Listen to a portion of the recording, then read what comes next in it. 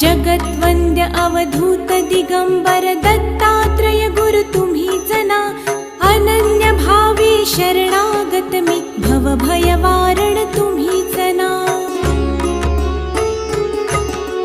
कार्तवीर्य यदु परशुराम हि प्रबोधिले गुरु तुम्हीच ना।